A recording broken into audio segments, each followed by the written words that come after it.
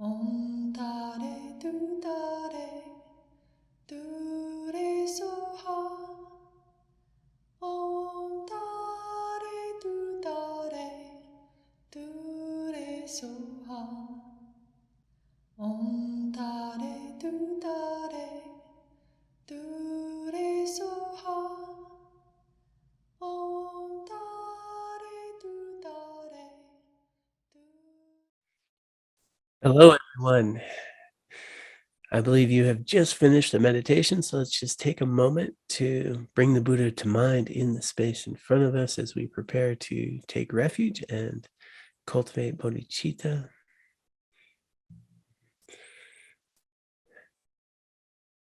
And for those of you who would like to, please join me in our refuge prayer.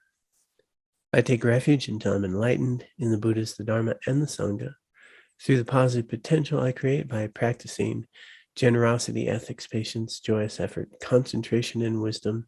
May I attain Buddhahood in order to benefit all sentient beings.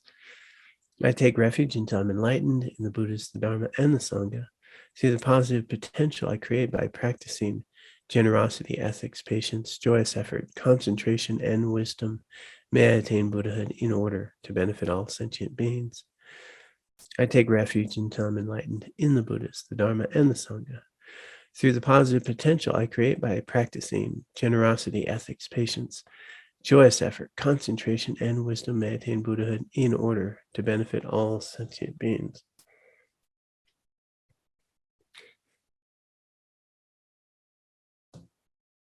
So good to be with you, even though it is virtual. As you may notice, I'm actually in my meditation room at home.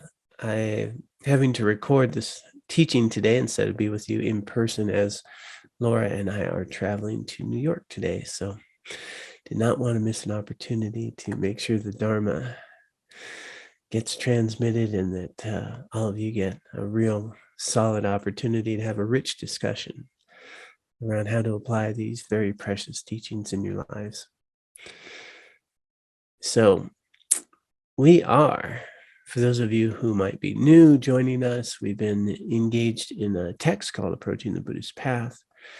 It's a text that has taken a lot of years to get put together, and with the direction of Bhikkhuni, Bhikshuni, not Bhikkhuni, Bhikshuni, Thubten Chödron and His Holiness 14th Dalai Lama, they collaborated and brought in wise minds, highly trained geshes and teachers to think about how to present a Buddhist path to a Western mind. So we're in the middle of working with sort of emotions and what's a psychological view, Western psychological view versus a Buddhist view. And the idea is just to understand the different perspectives.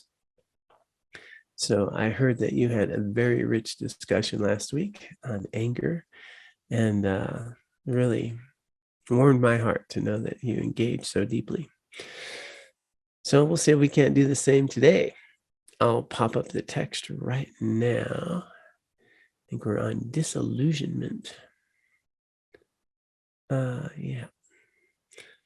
Yeah, so we just wrapped up anger, and we've already done fear and attachment. Now disillusionment.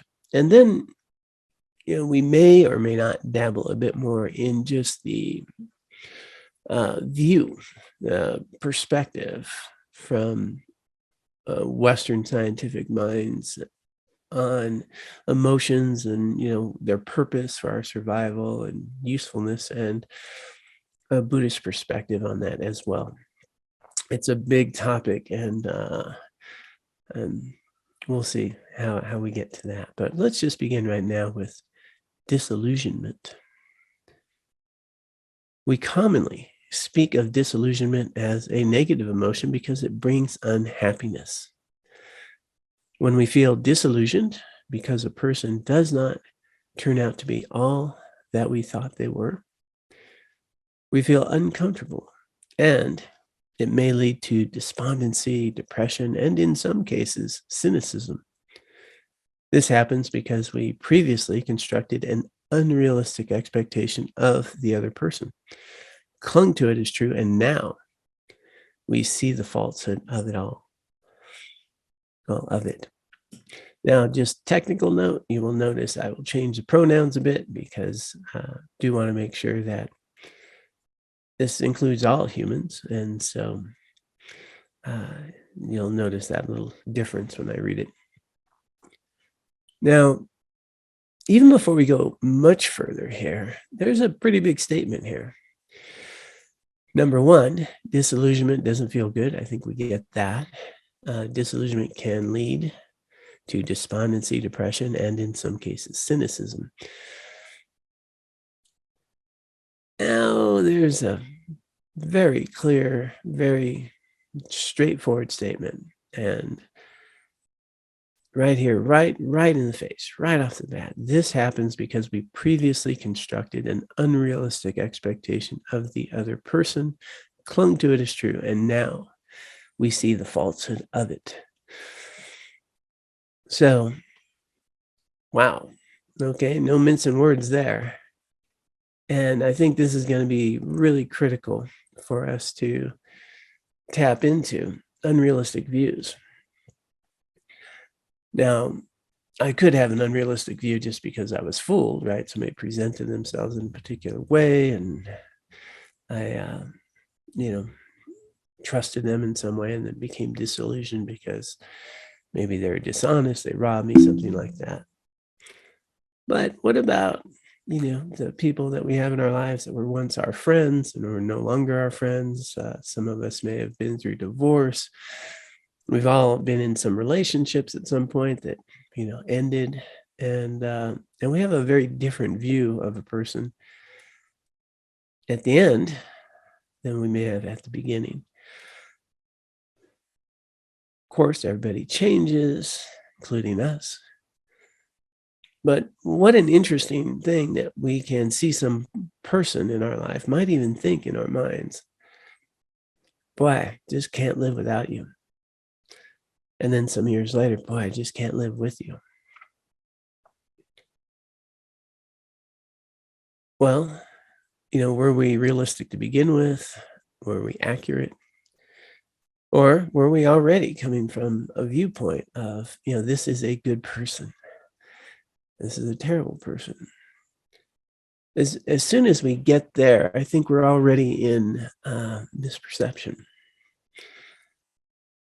Is there someone might be just purely good at all times, able to, respond in the healthiest of ways and, have an open, caring heart at all times and be fully nurturing and not be reactive or, struggle with their own mental afflictions from time to time? I'd say there might be a few. This Holiness Dalai Lama is coming to mind, and a few others that I've met. But that's a pretty rare thing. So as a human being in our cultures, do we right off the bat often place unrealistic expectations on people? And one of them might be that, they're just going to be doing good, wonderful things all the time. What would be a little more realistic might be, there's a human being who does a lot of good, has a good heart, and from time to time, in their way of trying to be okay, and from their own afflictions, will, do some things that aren't very healthy. Well, that might be pretty accurate. We say it all the time. Is with my wife last night, she met someone, and afterwards, she said, "Yeah, he's a good guy." And then, I say that he's a good guy. And first off, I want to say that from Buddhist perspective, all of us are innately good. Innately, it's our nature. Underneath all the afflictions and confusion, things that we call humanness, is goodness. I mean, that's the very nature. That is a Buddhist premise. So technically, you could always say everyone has innate goodness within them. But that doesn't mean innate goodness is manifest 24/7 and available to everyone all the time as they show up. And how often do I judge a person by just one thing that they have done? And it can be really tricky there, right? Many of you have been attending teachings for a long time. You'll hear me say often that, that person that was once our friend,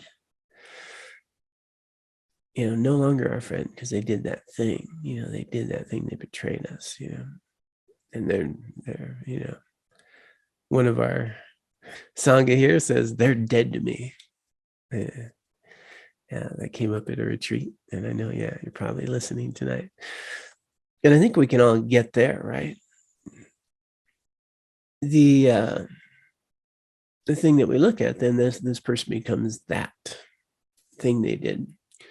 Now, if they've been our friends, they probably have done many things that have been kind, have been helpful, done things for us, helped us. Who knows? Could have even helped us when we were sick or been there for us when we were struggling in some way.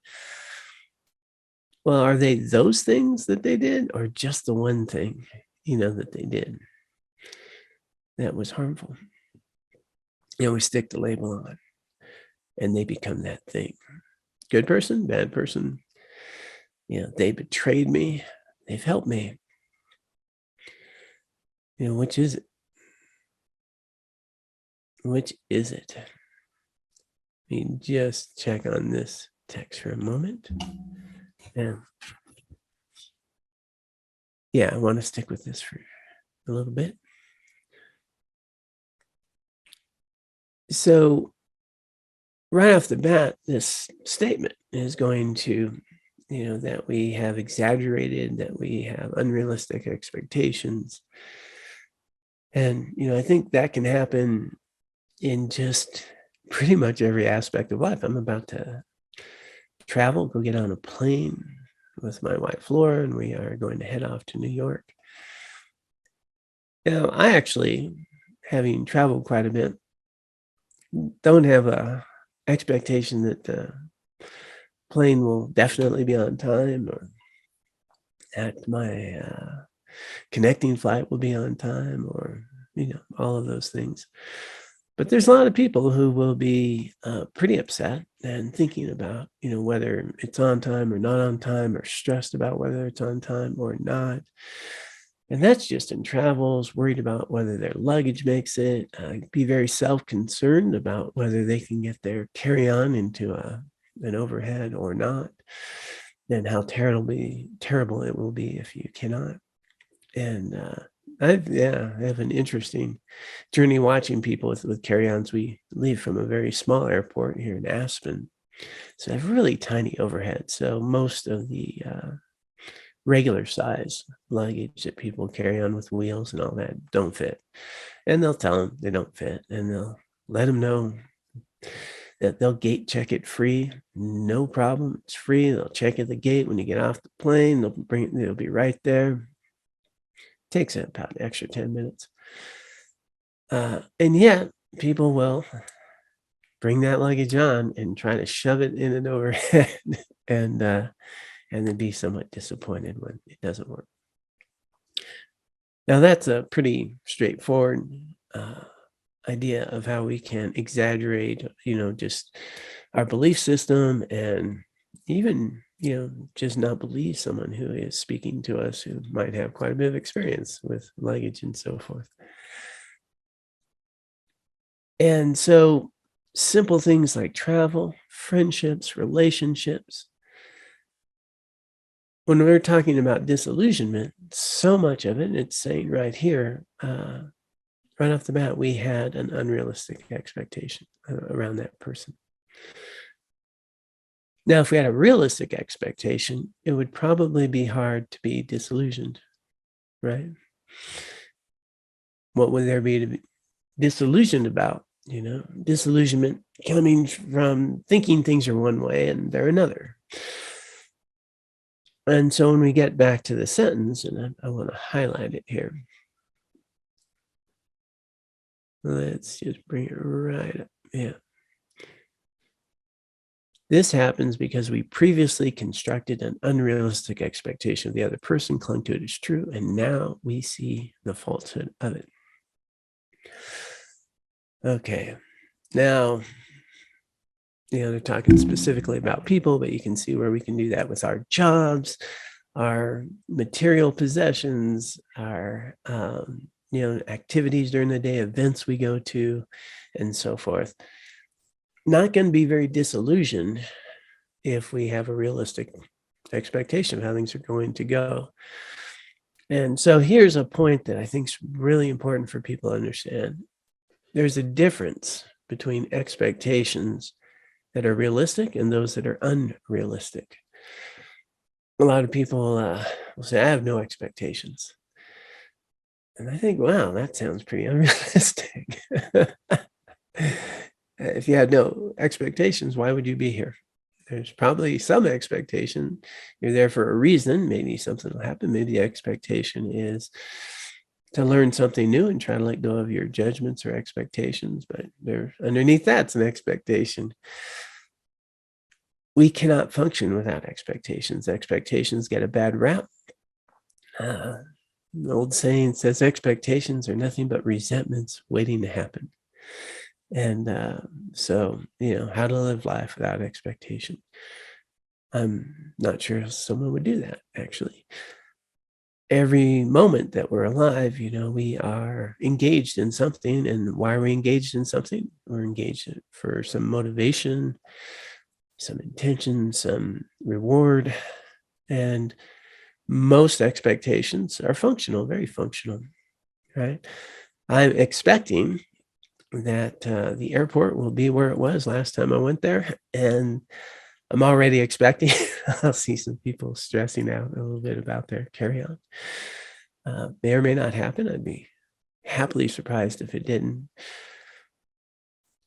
The expectations that we have that are realistic underline how we live and function. If it's cold, getting a jacket on, having an expectation that jacket will keep us warm or not, going to the store and the groceries, getting some healthy food. There's an expectation it'll help me be healthier. They're behind everything that we do. So expectations themselves, are functional, help us survive. They help us engage in life fully. And so expectations are not the problem here. Unrealistic ones are. And that is where we exaggerate the qualities of a person, place, thing, event.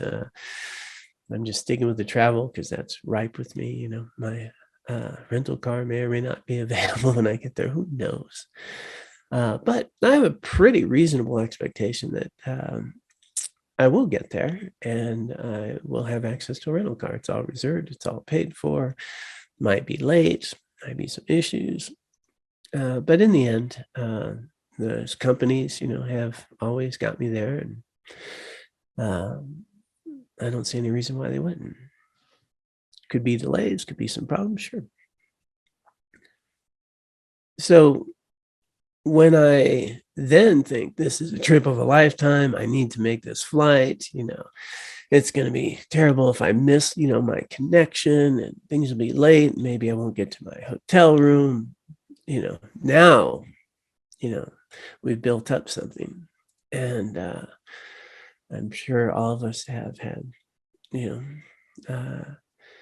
maybe not everyone has flown, but we've all traveled and we've all had setbacks and flat tires on cars and things of that nature. Is it the common thing? No. So can we approach life with a little more reality? And the disillusionment is always, I think, in my mind, and I'm using the word always here, and I rarely do that. But that the main problem, and this goes to the core of Buddhism, so I'm saying I'm pretty good ground here, is that our mental and emotional suffering is going to arise from misperception, right? Misperception. And that is labeling things in a way that is not going to be accurate, misperceiving the happiness or suffering that someone or something can provide for me, misperception around, how healthy I should be or not, or that, things should work out the way I think they should be. And then I exaggerate the impact that these events and people and places and things will have on the world. Right now, a lot of people still clinging, pretty tight to, wow, what's going to happen? I'm recording this morning, and elections are still being counted, and we can have a lot of anxiety around that, and maybe forget some perspective, which was 2 years ago, very different environment, and we had elections, and one party got both Senate and the House, and here we are 2 years later. Might go another way, might not at the time of this recording. And then we can think, wow, well, democracy is lost, but, just a lot of fear and insecurity. I was talking to my mother-in-law last night and remembering, well, there'll be another election in 2 years. And, and it's like, wow, right, okay, another election in 2 years. And if we can remember how people felt 2 years ago, and here we are just 2 years later, lots changed. And guess what? 2 years from now, a lot can change. And so, we get easily hooked in the narratives and expectations. And, once again, we can become disillusioned, with the whole process. And if we look at disillusionment, it's always going to be based on exaggerated belief, inaccurate belief about someone, something, or the event. That's why we're disillusioned. We got to the truth. Or it could be the other way. Actually, there is a caveat here. I could actually have a misperception in a negative way and find out something true in a positive way. And even at that point, I still might get disillusioned. I find that odd. It's really rare. Generally, we're happy when we find out it's better than I thought. But I do hearken back to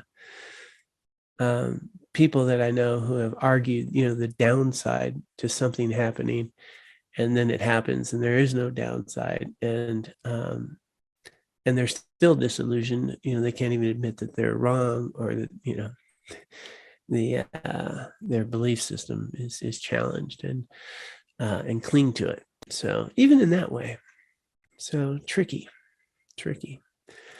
But the point is, and here's the whole core of Buddhism, is the more I live in reality, the less mental and emotional suffering I'll have. So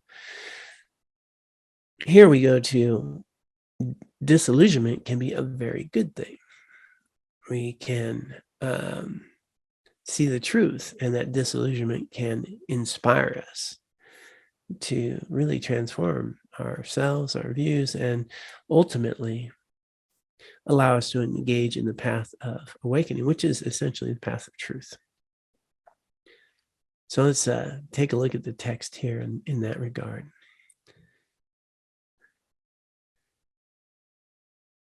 But not all disillusionment is bad. When we contemplate the defects of cyclic existence, the shortcomings of samsaric rebirth, and the deceptive nature of temporary pleasures, we feel disillusioned with chasing after a type of happiness that we can never secure.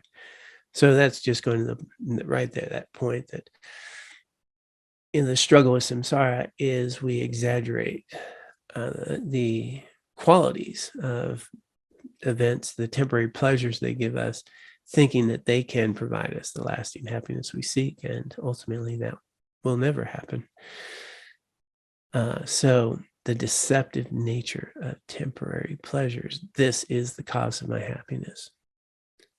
And not the cause, it is a condition that gives rise to your feelings of happiness, your feelings of pleasure.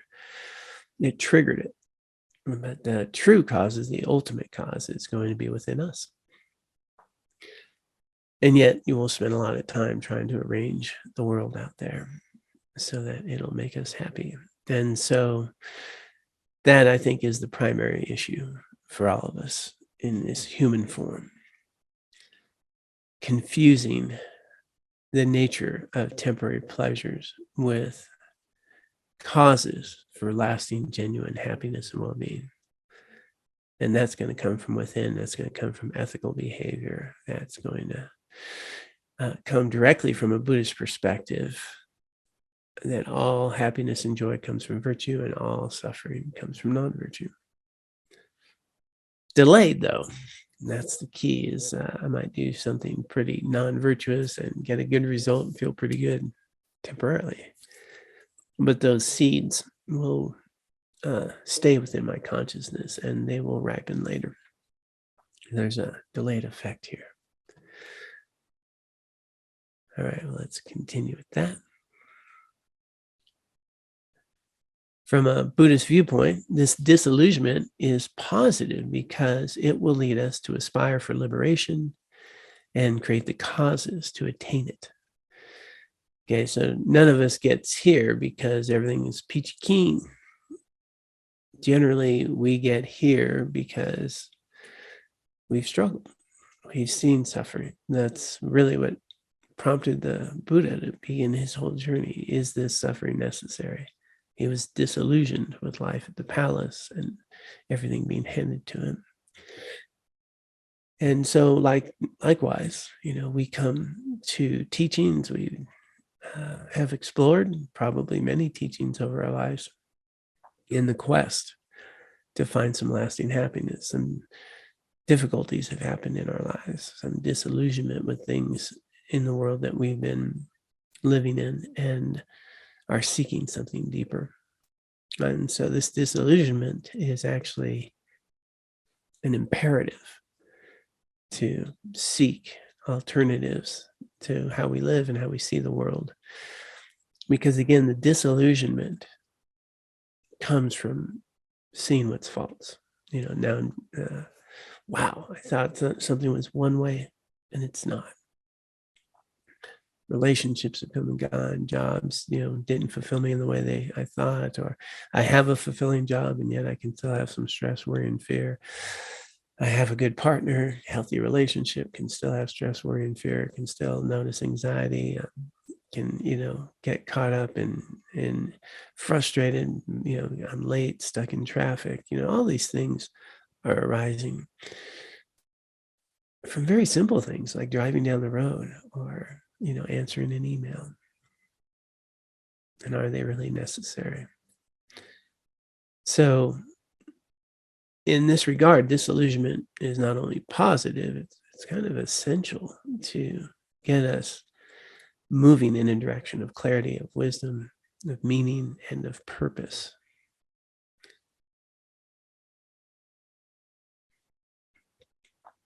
And let me get right back here. Being disillusioned with cyclic existence, practitioners are happy to relinquish their attachment to it. Now that is pretty amazing, right? What would it be like to be happy to let go of all my attachment, grasping, and disillusionment? Wow. And then engage in life with a lot more freedom and a lot more happiness. Although disillusionment makes our mind sober, we need not be despondent or demoralized because there exists a remedy to the misery of samsara. So that's ultimately a big key. If I'm feeling hopeless, it's going to be a big problem. When my earth worldview has been shattered, I was going to say the earth, but underneath me just falls away. And I know that feeling strong. As a matter of fact, 1999, very clearly, at the end of a marriage and something I discovered. just shook my world in a way that everything I thought I was doing in life, the way I was living life, my belief system about life and my marriage and what I thought was happening, just fell apart. And the truth was revealed and there was no solid ground. Wow, that was unsettling for a long time. And some depression kicked in, and fortunately, just prior to that, as things were difficult and challenging, I was already seeking meditation, some Buddhist teachings, and so I had also a recovery program that had was a good foundation for me. Even with all that, there was just no footing anymore. It was wow. I felt like my life was a Jerry Springer show or something. For those of you, hopefully you'll remember what that was. But just the absurdity of people's relationships and things, and I had thought I'd been living this other life, and so it was really at that moment that I knew I needed to change, and I got real serious about my meditation. Got real serious about seeking true causes of happiness, and made a commitment to spend a year with myself without relationship, being just a dad, and dedicating myself to finding a way to be okay with just me, to be okay in my own skin, to tame my mind, and to cultivate my inner qualities. And so that was really the big turning point in my life, and again arose from a massive case of disillusionment. And the trajectory has been amazing. One of the most transformative years of my life into 2000. So it was at the end of 1999, and then pretty much the year 2000. So from a Buddhist perspective, disillusionment is going to serve a purpose, going to be helpful, and we do not need to be despondent, because there is an antidote. There is something to do. There is a way to be. There is a path.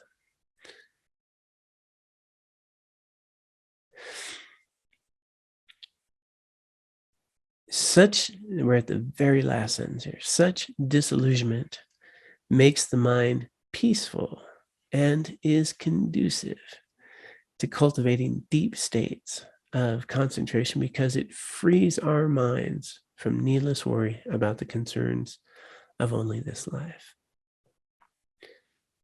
So again, big statement here, and I just want to backtrack it.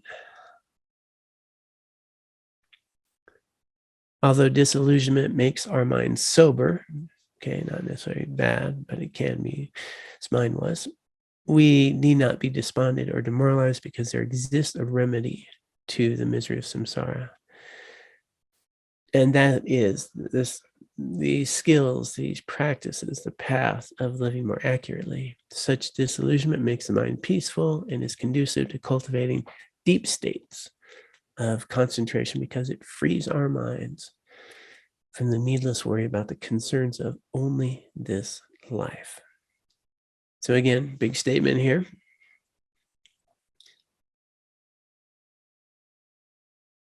We may not have a belief system in life beyond this life. And then, whoa, does that really work for me? And my answer is yes, it still works for us, because we can let go of the anxiety and fear about the worldly concerns of this life, for they do not provide the inner peace, the well-being, the meaning and purpose. It is not the cause of our happiness. They are conditions, and as long as we attach the exaggerated qualities to them, we will suffer.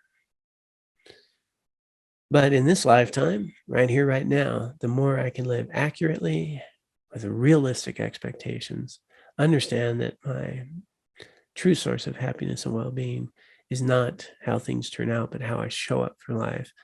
Am I cultivating loving kindness, compassion, and wisdom?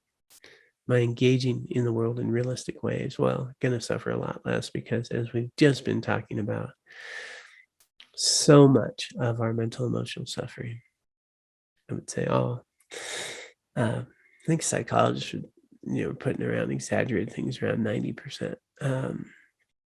Yeah, that's in the next section, 90%.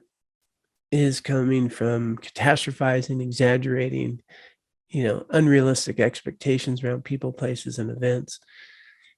And so just right here, right now, in this moment, in this day, you have the methods to cut through an incredible amount of needless mental and emotional suffering. And that's being mindful about our expectations. Am I really expecting, that person, place, thing, travel, event, food, whatever it is, to be the source of my lasting well-being? Or will that come from me living an ethical, meaningful life, engaging with others in ways I'll feel good about tomorrow? I think there's a pretty clear answer there. And so the journey here is to start to notice the difference between realistic expectations and unrealistic ones. And as we started with, I tend to think that it's pretty unrealistic to think you won't have expectations. They're subtle, they're around, but they're also useful, helpful. And, I'm having an expectation that you attending a teaching here on Wednesday evening on November 9th, that you're here and looking to cultivate some inner qualities about yourself, to learn more about the world you live in and how to live in it more skillfully.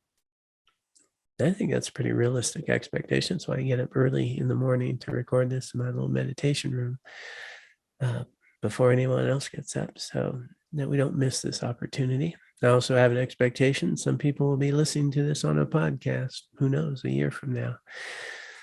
And I do hope it helps them. This is a worthwhile endeavor for me. My expectation is that this will be beneficial to some people. And it motivates me to get up early to make sure we do not miss a teaching. I'm good with that. Do I expect everyone to hang on every word? No. And do I expect everyone to apply these things in their life in the way that His Holiness and Thubten Chödron, encourages? No, but some will. And even those get a little bit, seeds get watered. It's meaningful, though. It's meaningful. And a real honor to have the opportunity to share such incredible, thoughtful teachings that provide us an opportunity to cut through suffering right here, right now in this life, without any other belief system besides what's true, what's realistic. How can I live my life more accurately? And then watch the benefits of how to fully engage in your life in ways that are meaningful. Now, the other point, very important to hold in mind, is my disillusionment with samsara, my disillusionment with worldly activities, my disillusionment could lead me to not finding an answer, that there are realistic expectations, there's a lot of joy to be had, that your life can be meaningful and purposeful, and may not find that at all. So we do not want to go to the extreme of nihilism, right? Nihilism, I think is how we pronounce it. And I think nothing matters. And that would be terrible. That would be tragic. Everything matters. Just not in the way we're seeing it often.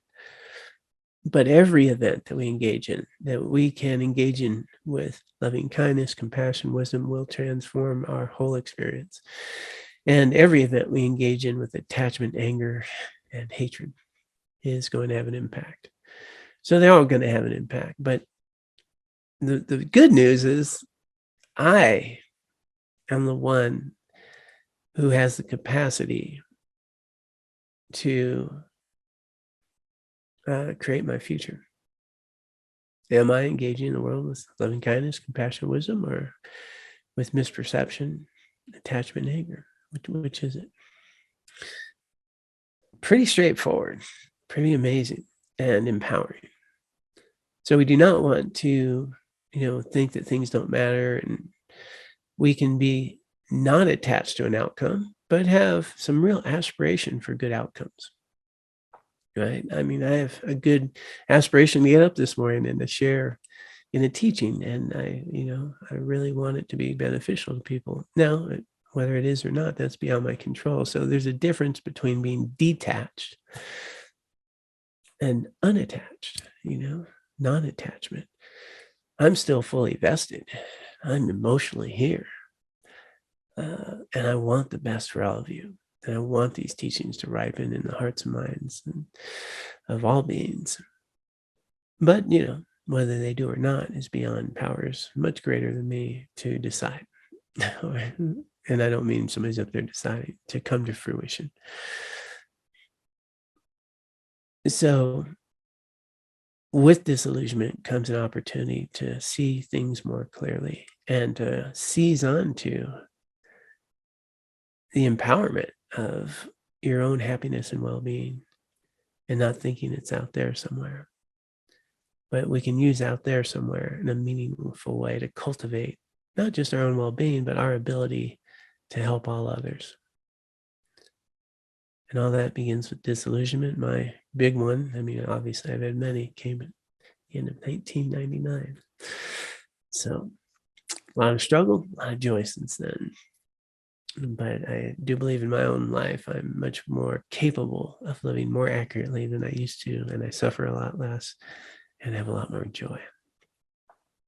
And I also believe that I'm much more able to make a difference in the world and be a benefit to others, all of which are meaningful to me. All right, well, that should give you a little bit to talk about today. I do hope that you stay on after the dedication and have another rich discussion regarding the teaching here. I look forward to being back in person, and again, my expectation is that I will be back here in person on Wednesday to teach. And I think it's pretty realistic, but I'm also realistic. Might die, who knows? And I don't say that to shock anyone. It's just, the reality is each day is a precious gift. Let's live them fully. My plan is to be here Wednesday. I also wanted to remind people that we have a 3-day New Year's retreat coming up at Mercy Center in Auburn, California. Posted on the website. You can take a look at that. We will have our day of meditation November 27th. I had to change the date there. So it was the 20th. Now it's 27th. So you can join us for the morning or the afternoon or both. And then putting up the next Juanita retreat will be on the 6 perfections. And that'll begin on March 30th. So those are upcoming special events. And then the regular event will be next Wednesday evening here. All right. Well, I thank you so much for all that you do. Let us take a moment to dedicate the merit that we've already cultivated on this Wednesday. Taking just a moment to recognize all the suffering that's going on. We're still in the midst of election and anxiety and fears and worries and concerns. There's wars raging. There's so much struggle. And what a gift it is that we can be an agent for loving kindness, for compassion, and for wisdom. And we've already cultivated a great deal of merit. So let us dedicate this merit for our own continued spiritual growth and for our ability to be able to help all beings. Let us begin. By this merit, may I soon attain the enlightened state of Guru Buddha, that I may be able to liberate all sentient beings from their sufferings. May the precious Bodhi mind not yet born arise and grow. May that born have no decline, but increase forevermore.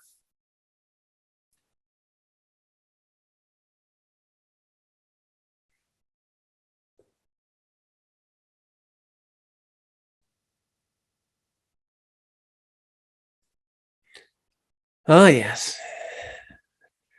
Yeah. Good stuff here today. And I know you're going to have a rich discussion. Okay, I have an expectation of that. Realistic or not, we'll find out. The teaching next week, we're going to be a deep dive, a lot of material there. I kind of think we always have a bit of a deep dive uncovering this journey in life. So grateful that Thubten Chödron and His Holiness put the time and the energy in to create this for us. All right, please be well. Take good care of yourselves. Take good care of those around you. And I look forward to seeing you next week. Om Tare Tu Tare Tu Re Soha. Om Tare Tu Tare Tu Re Soha.